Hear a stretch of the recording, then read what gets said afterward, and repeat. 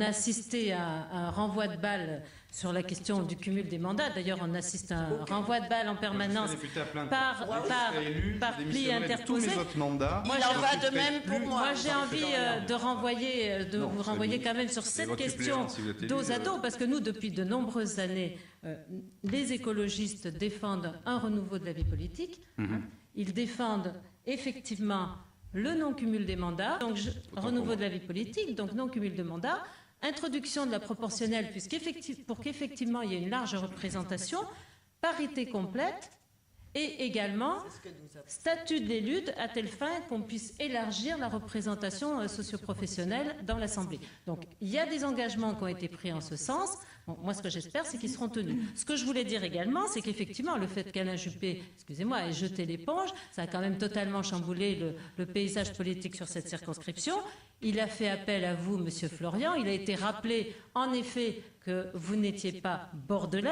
D'ailleurs, j'ai remarqué que vous passiez sous silence avec beaucoup de prudence le fait que vous n'étiez pas élu sur la ville de Bordeaux. Bref. Je le dis. Alain Juppé a fait... Je précise que je ne fais pas de tourisme électoral et que je viendrai sur Bordeaux. Alain Juppé a fait le choix d'un candidat d'appareil, pour ne pas dire d'un apparatchik. En tout cas, moi, je considère que c'est un très mauvais signal qu'Alain Juppé a envoyé à son propre camp, tant à Bordeaux d'une part, parce que je pense qu'il a quand même jeté le trouble, effectivement, à l'intérieur de sa majorité municipale. Et puis, je pense que c'est un mauvais signal qu'il a donné également à tous les candidats de toutes les circonscriptions en France qui se retrouvent dans une situation similaire à la sienne. Donc, d'une certaine manière, moi, je pense qu'Alain Juppé a contribué à la défaite de son camp. Alors, Marie-Claude Noël, vous, par exemple, est-ce que vous avez envie qu'on réindustrialise la Bastille ? 20 minutes de débat, je ne suis pas sur ce débat, sur ce débat de l'industrialisation de la Bastille. Ce que je voulais dire quand même, c'est que par rapport à ce qui a été amorcé tout à l'heure, c'est que les Français, ils ont d'abord fait le choix du changement.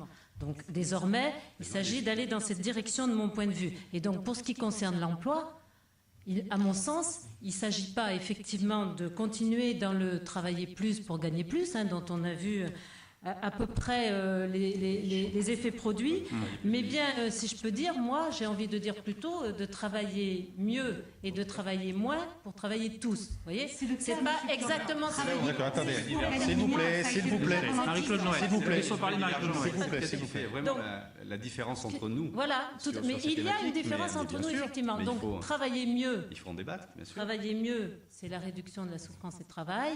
Travailler mieux, c'est aussi la nature des activités pour lesquelles on est investi, c'est leur utilité sociale. Alors qu'est-ce qu'on fait sur la deuxième circonscription, par exemple ? Qu'est-ce que vous proposez alors ? Mais moi je pense que dans le champ des emplois nouveaux, de l'économie verte, il y a beaucoup à faire. Parce qu'effectivement, les emplois sont nombreux sur tout le secteur des énergies renouvelables, sur tout le secteur de la construction dans le champ des transports collectifs, sur tout le secteur de la rénovation du bâti ancien. Et ça, c'est important puisqu'on parle effectivement de précarité énergétique. Tout ce qui concerne la rénovation du bâti, ça a l'immense mérite de ne pas être délocalisable. Et je voulais dire une chose quand même. Je voulais dire une chose par rapport à cette économie verte.